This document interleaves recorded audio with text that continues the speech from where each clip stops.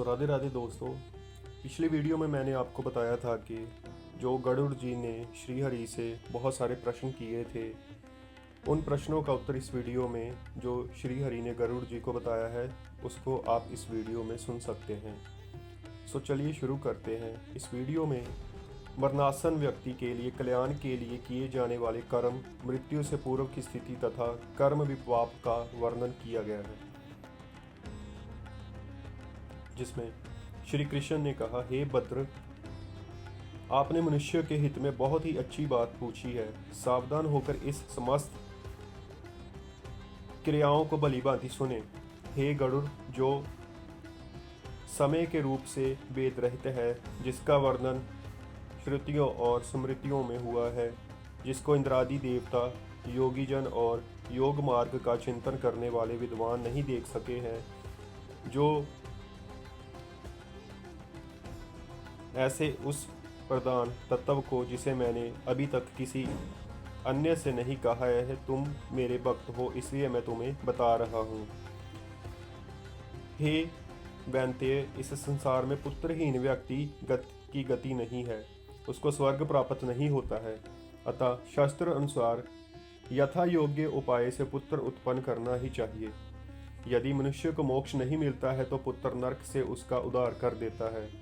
पुत्र और पौत्र को मरे हुए प्राणी को कंधा देना चाहिए तथा उसका यथाविधान अग्निदाह करना चाहिए। शव के नीचे पृथ्वी पर तिल के सहित कुछ बिछाने से शव की आधारभूत भूमि उस ऋतुमती नरी के समान हो जाती है जो प्रसव की योग्यता रखती है। मृतक के मुख में पंचरत्न डालना बीज वपन के समान है, जिससे आगे जीव की शुभ गति का निश्चय होता है। जैसे पुष्य ऋतुकाल में स्त्रियों का रजो दर्शन न होने पर गर्भधारण संभव नहीं है, वैसे ही शव भूमि भी तिल कुश आदि के बिना जीव की शुभ योनि में कारण नहीं बन पाती। इसलिए श्रद्धापूर्वक तिल कुश पंचरत्न आदि का यथाविधान विनियोग आवश्यक है। गोबर से भूमि को सबसे पहले लीपना चाहिए, तदनंतर उसके ऊपर तिल कुश बिछाना चाहिए। उसके बाद आतुर व्यक्ति को भूमि पर कुशन आसन के ऊपर सुला देना चाहिए। ऐसा करने से वह प्राणी अपने समस्त पापों को जलाकर पाप मुक्त हो जाता है। शव के नीचे बिछाए गए कुश समूह निश्चित ही मृत्युग्रस्त प्राणी को स्वर्ग ले जाते हैं, इससे संशय नहीं है। यहाँ पृथ्वी पर मूल मल मूत्र आदि का लेप संबंध नहीं है, वहाँ वह सदा पवित्र है, और यहाँ मल मूत्र आदि का लेप संबंध है, वहाँ मल मूत्र आदि अपसारण करके गोमेज से लेप करने पर वह शुद्ध होती है। गोबर से बिना लिपी हुई भूमि पर सुलाए गए मरणासन व्यक्ति में यक्ष, पिशाच एवं राक्षस कोटि के क्रूर कर्मी दुष्ट लोग प्रविष्ट हो जाते हैं। मरणासन की मुक्ति के लिए उसे जल से बनाए गए मंडल वाली भूमि पर ही सुलाना चाहिए, क्योंकि नित्य होम, श्राद्ध, पाद प्रक्षालन, ब्राह्मणों की अर्चा एवं भूमि का मंडलीकरण मुक्ति के हेतु माने गए हैं। बिना लिपि पुत्ती मंडलहीन भूमि पर मरणासन व्यक्तियों को नहीं सुलाना चाहिए। भूमि पर बनाए गए ऐसे मंडल में ब्राह्मण, विष्णु, रुद्र, लक्ष्मी तथा अग्नि आदि देवता विराजमान हो जाते हैं। अतः मंडल का निर्माण अवश्य करना चाहिए। मंडल विहीन भूमि पर प्राण त्याग करने पर वह चाहे बालक हो, चाहे वृद्ध हो और चाहे जवान हो, उसको अन्य योनि नहीं प्राप्त होती है। हे ताक्षर्य, उसकी जीवात्मा वायु के साथ भटकती रहती है। उस प्रकार की वायुभूत जीवनात्मा के लिए ना तो श्रद्धा का विधान है, ना तो जल तर्पण की क्रिया ही बताई गई है। हे गरुड़, तिल मेरे पसीने से उत्पन्न हुए हैं, अतः तिल बहुत ही पवित्र है। तिल का प्रयोग करने पर असुर, दानव और दैत्य भाग जाते हैं। तिल श्वेत, कृष्ण और गोमूत्र वर्ण के समान होते हैं। वे मेरे शरीर के द्वारा किए गए समस्त पापों को नष्ट करें, ऐसी भावना करनी चाहिए। एक ही तिल का दान स्वर्ण के 32 सेर तिल के दान के समान है। तर्पण दान एवं होम से दिया गया तिल का दान अक्षय होता है। कुछ मेरे शरीर के रोम से उत्पन्न हुए हैं और तिल की उत्पत्ति मेरे पसीने से हुई है। इसलिए देवताओं की तृप्ति के लिए मुख्य रूप से कुश की और पितरों की तृप्ति के लिए तिल की आवश्यकता होती है। देवताओं और पितरों को तृप्ति विश्व के लिए उपजीव रक्षक होने के कारण विश्व की तृप्ति में होते हैं। अतः अपस्व आदि श्रद्धा की जो विधियां बताई गई है, उन्हीं विधियों के अनुसार मनुष्य को ब्राह्मण, देवदेवेश्वर तथा पितृजनों को संतृप्त करना चाहिए। अपस्वे आदि होकर तिल का उपयोग करने से ब्रह्मा, पितर और देवेश्वर तृप्त होते हैं। अपस्वे होकर कर्म करने से पितरों को संतृप्ति होती है। कुश के मूल भाग में ब्रह्मा, मध्य भाग में विष्णु तथा अग्र भाग में शिव को जानना चाहिए। ये तीनों देव कुश में प्रतिष्ठित माने गए हैं। हे पक्षीराज, ब्राह्मण, मंत्र, कुश, अग्नि और तुलसी ये बार बार समर्पित होने पर भी पर्युषित नहीं माने जाते, कभी निर्माल्य अर्थात बासी नहीं होते। इनका पूजा में बारंबार प्रयोग किया जा सकता है। हे खगेंद्र, तुलसी, ब्राह्मण, गो, विष्णु तथा एकादशी व्रत ये पांचों संसार सागर में डूबते हुए लोगों को नौका के समान पार कराते हैं। हे पक्षी श्रेष्ठ, विष्णु, एकादशी व्रत, गीता, तुलसी, ब्राह्मण और गो ये इस असार संसार में लोगों को मुक्ति प्रदान करने के साधन है। यह षटपदी कहलाती है। जैसे तिल की पवित्रता अतुलनीय होती है, उसी प्रकार कुश और तुलसी भी अत्यंत पवित्र होते हैं। ये तीनों पदार्थ मरणासन व्यक्ति को दुर्गति से उबार लेते हैं। दोनों हाथों से कुश उखाड़ना चाहिए और उसे पृथ्वी पर रखकर जल से प्रोक्षित करना चाहिए तथा मृत्यु काल में मरणासन के दोनों हाथों में रखना चाहिए। जिसके हाथों में कुश आए हैं और जो कुश में परिवेष्टित कर दिया जाता है, वह मंत्रहीन होने पर उसकी समंत्रक क्रियाएं ना हो पाई हो तब भी विष्णु लोक को प्राप्त करता है। इस असार संसार सागर में भूमि को गोबर से लीपकर उस पर मृत्यु मनुष्य को सुलाने से और कुशनासन पर स्थित करने से तथा विशुद्ध अग्नि से दाह करने से उसका समस्त पापों का नाश होता है। लवण और उसका रस दिव्य है, वह प्राणियों की समस्त कामनाओं को सिद्ध करने वाला है। लवण के बिना अन्न रस उत्कट अर्थात ना अभिव्यक्त होते हैं और ना सुस्वादु होते हैं। इसलिए लवण रस पितरों को प्रिय होता है और स्वर्ग को प्रदान करने वाला है। यह लवण रस भगवान विष्णु के शरीर से उत्पन्न हुआ है। इस बात को जानने वाले योगी जन लवण के साथ दान करने को कहते हैं। इस पृथ्वी पर यदि ब्राह्मण, क्षत्रिय, वैश्य, स्त्री तथा शूद्र वर्ण के आतुर व्यक्ति के प्राण ना निकलते हो तो उसके लिए स्वर्ग का द्वार खोलने के लिए लवण का दान देना चाहिए। हे पक्षींद्र, अब मृत्यु के स्वरूप को विस्तार पूर्वक सुने। मृत्यु ही काल है। उसका समय आ जाने पर जीवात्मा से प्राण और देह का वियोग हो जाता है। मृत्यु अपने समय पर आती है। मृत्यु कष्ट के प्रभाव से प्राणी अपने किए कर्मों के एकदम भूल जाता है। हे गरुड़, जिस प्रकार वायु मेघमंडल को इधर उधर खींचता है, उसी प्रकार प्राणी काल के वेश में रहता है। सात्विक, राजस और तामस ये सभी भाव काल के वश में है। प्राणियों में वे काल के अनुसार अपने अपने प्रभाव का विस्तार करते हैं। हे सर्पहंता गरुड़, सूर्य, चंद्र, शिव, वायु, इंद्र, अग्नि, आकाश, पृथ्वी, मित्र, औषधि, आठों वसु, नदी, सागर और भाव अभाव ये सभी काल के अनुसार यथा समय उदित होते हैं, बढ़ते हैं, घटते हैं और मृत्यु के उपस्थित होने पर काल के प्रभाव से विनिष्ट हो जाते हैं। हे पक्षिन, जब मृत्यु आ जाती है तो उसके कुछ समय पूर्व देवयोग से कोई रोग प्राणी के शरीर में उत्पन्न हो जाता है। इंद्रियां निकल हो जाती है और बल, औज तथा वेग स्थिर हो जाता है। हे खग, प्राणियों को करोड़ों विषयों के एक साथ काटने से जो अनुभव होता है, उससे मृत्यु जनित पीड़ा का अनुमान करना चाहिए। उसके बाद ही चेतनता समाप्त हो जाती है, जड़ता आ जाती है। तदनंतर यमदूत उसके समीप आकर खड़े हो जाते हैं और उसके प्राणों को बलात् अपनी ओर खींचना शुरू कर देते हैं। उस समय प्राण कंठ में आ जाते हैं। मृत्यु के पूर्व मृत्यु का रूप बीतस हो उठता है, वह फेन उगलने लगता है, उसका मुंह लार से भर जाता है। उसके बाद शरीर के भीतर विद्यमान रहने वाला वह पुरुष हाहाकार करता हुआ तथा अपने घर को देखता हुआ यमदूतों के द्वारा यमलोक ले जाया जाता है।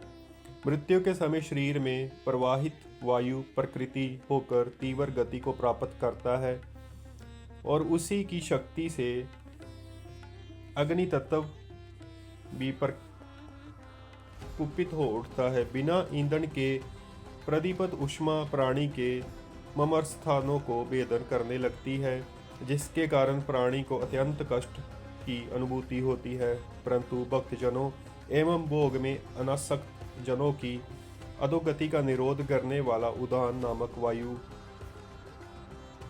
उद्वर्ग गति वाला हो जाता है।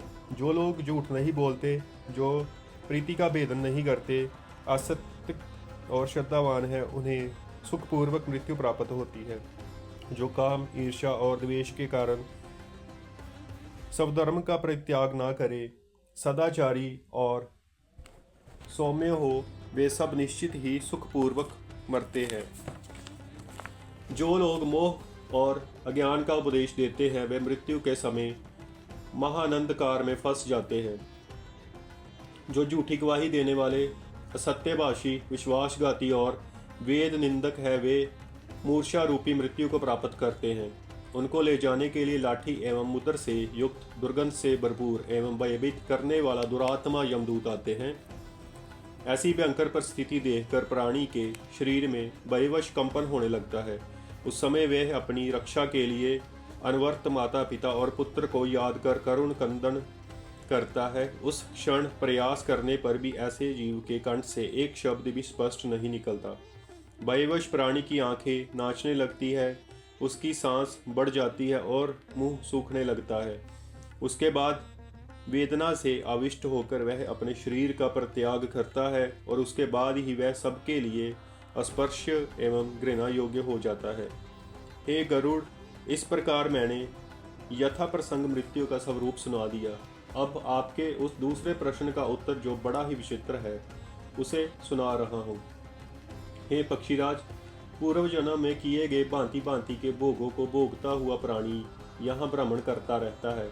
देव, असुर और यक्ष आदि योनियां भी प्राणी के लिए सुख प्रदायिनी है। मनुष्य, पशु, पक्षी आदि योनियां अत्यंत दुखदायिनी है। हे खगेश्वर, प्राणी को कर्म का फल तारतम्य से इन योनियों में प्राप्त होता है। अब मैं इसी प्रसंग में आपसे कर्म विपाक का वर्णन भी करूंगा। हे गरुड़, प्राणी अपने सत्कर्म एवं दुष्कर्म के फलों की विधि अनुभव करने के लिए इस संसार में जन्म लेता है। जो महापात की ब्रह्म हत्यादि महापाप कंज अत्यंत कष्टकारी रौरवादी नरकलोकों का भोग कर कर्मश्य के बाद पुनः इस पृथ्वी पर जिन लक्षणों से युक्त होकर जन्म लेते हैं, उन लक्षणों को आप मुझसे सुने। हे खगेंद्र, ब्राह्मण की हत्या करने वाला महापाप की को मृग, अशव, सूकर और ऊंट की योनि प्राप्त होती है। स्वर्ण की चोरी करने वाला कृमि, कीट और पतंग योनि में जाता है। गुरु पत्नी के साथ सहवास करने वाला जन्म क्रमश तृण, लता और गुल्म योनि में होता है। ब्रह्मघाती, क्षय रोग का रोगी, मदपी, विकृतंत, स्वर्ण चोर, कुंखी और गुरुपत्नीगामी चर्म रोगी होता है। जो मनुष्य जिस प्रकार के महापातकियों का साथ करता है, उसे भी उसी प्रकार का रोग होता है। प्राणी एक वर्ष प्रयत्न पतित व्यक्ति का साथ करने से स्वयं पतित हो जाता है। परस्पर वार्तालाप करने तथा स्पर्श, निश्वास, सहवास, सहयान, सहभोज, सहआसन, याजन, अध्यापन तथा योनि संबंधों से मनुष्य के शरीर में पाप संक्रमित हो जाते हैं। दूसरे के स्त्री के साथ सहवास करने और ब्राह्मण का धन चुराने से मनुष्य को दूसरे जन्म में अरण्य तथा निर्जन देश में रहने वाले ब्राह्मण राक्षस की योनि प्राप्त होती है। रत्न की चोरी करने वाला निकृष्ट योनि में जन्म लेता है। जो मनुष्य वृक्ष के पत्तों की और गंध की चोरी करता है, उसे शिशुंदर की योनि में जाना पड़ता है। दाने की चोरी करने वाला चूहा, यान चुराने वाला ऊंट तथा फल की चोरी करने वाला बंदर की योनि में जाता है। बिना मंत्रोच्चार के भोजन करने पर कौआ, घर का सामान चुराने वाला गिद्ध, मधु की चोरी करने पर मधुमक्खी फल की चोरी करने पर गिद्ध, गाय की चोरी करने पर गोह और अग्नि की चोरी करने पर बगुले की योनि प्राप्त होती है। स्त्रियों का वस्त्र चुराने पर श्वेत कुष्ठ और रस का अपहरण करने पर भोजन आदि में अरुचि हो जाती है। कांसे की चोरी करने वाला हंस दूसरे की धन का हरण करने वाला अपस्मार रोग से ग्रस्त हो जाता है तथा गुरुहंता क्रूर कर्मा बोना और धर्मपत्नी का परित्याग करने वाला शब्द वेदी होता है। देवता और ब्राह्मण के धन का अपहरण करने वाला दूसरे का मांस खाने वाला पांडुरोगी होता है। भक्ष्य और अभक्ष्य का विचार न रखने वाला अगले जन्म में गंडमाला नामक महारोग से पीड़ित होता है। जो दूसरे की धरोहर का अपहरण करता है वह काना होता है। जो स्त्री के बल पर उस संसार में जीवन यापन करता है वह दूसरे जन्म में लंगड़ा होता है। जो मनुष्य पतिपरायणा अपनी पत्नी का परित्याग करता है दूसरे जन्म में दुर्भाग्यशाली होता है। अकेला मिष्टान खाने वाला वात गुल्म का रोगी होता है। कोई व्यक्ति यदि किसी ब्राह्मण की पत्नी के साथ सहवास करे तो श्रृंगाल शाय का हरण करने वाला दरिद्र, वस्त्र का हरण करने वाला पतंग होता है। मात्रस्य दोष से युक्त होने पर प्राणी जन्मांध दीपक चुराने वाला कपाली होता है। मित्र की हत्या करने वाला उल्लू होता है और पिता आदि श्रेष्ठ जनों की निंदा करने से प्राणी क्षय का रोगी होता है। सत्यवादी, हकलाकर बोलने वाला और झूठी गवाही देने वाला जलोदर रोग से पीड़ित रहता है। विवाह में विघ्न पैदा करने वाला पापी मगरमच्छ की योनि में जाता है। यदि कदाचित उसे पुनः मनुष्य की योनि प्राप्त भी होती है तो उसका ओठ कटाज होता है। जो मनुष्य चतुष्पथ पर मलमूत्र का परित्याग करता है वह वृषल अपशुद्र होता है। कन्याओं को दूषित करने वाला प्राणी को मूत्रकुश्य और नपुंसकता का विकार होता है। जो वेद बेचने का अधर्म करता है वह व्याघ्र होता है। अयाज का यज्ञ करने वालों को सुअर की योनि प्राप्त होती है। भक्ष्य भक्षण करने वाला व्यक्ति बिलोटा और वनों को जलाने वाला जुगनू होता है। बासी एवं निषिद्ध भोजन करने वालों को कृम तथा सत्यसर दोष से मुक्ति प्राणी को ब्राह्मण की योनि मिलती है। घर आदि में आग लगाने वाला कोड़ी और अधतकता अदान करने से मनुष्य बैल होता है। गायों की चोरी करने पर सर्प तथा अन्न की चोरी करने पर प्राणी को अजीर्ण रोग होता है। जल की चोरी करने पर मछली, दूध की चोरी करने पर बलाकिका और ब्राह्मणों को दान में बासी भोजन देने से कुबेड़े की योनि प्राप्त होती है। हे पक्षिन, जो मनुष्य फल चुराता है उसकी संतति मर जाती है। बिना किसी को दिए अकेले भोजन करने वाला व्यक्ति दूसरे जन्म में संतानहीन होता है। संन्यास श्रम का परित्याग करने वाला पिशाच होता है। जल की चोरी करने से घातक और पुस्तक की चोरी करने से प्राणी जन्मांध होता है। ब्राह्मणों को देने की प्रतिज्ञा करने जो नहीं देते हैं उन्हें सियार की योनि प्राप्त होती है। झूठी निंदा करने वाले लोगों को कछुआ की योनि में जाना पड़ता है। फल बेचने वाला दूसरे जन्म में भाग्यहीन होता है। जो ब्राह्मण शूद्र कन्या से विवाह कर लेता है वह भेड़िए की योनि प्राप्त करता है। अग्नि को पैर से स्पर्श करने पर प्राणी बिलोटा और जीवों का मांस खाने पर रोगी होता है। जो मनुष्य जल के स्तरों को विनष्ट करता है वे मछली होते हैं। जो लोग भगवान हरि की कथा और साधु जनों की प्रशस्ति नहीं सुनते उन मनुष्यों को कर्म मूल रोग होता है। जो व्यक्ति प्राय के मुंह में स्थित अन्न का अपहरण करता है वह मंदबुद्धि होता है। जो देव पूजन में प्रयुक्त होने वाले पात्रादिक उपकरणों का अपहारक है उसे गंडमाल रोग होता है। दबंग के वशीभूत होकर जो प्राणी धर्माचरण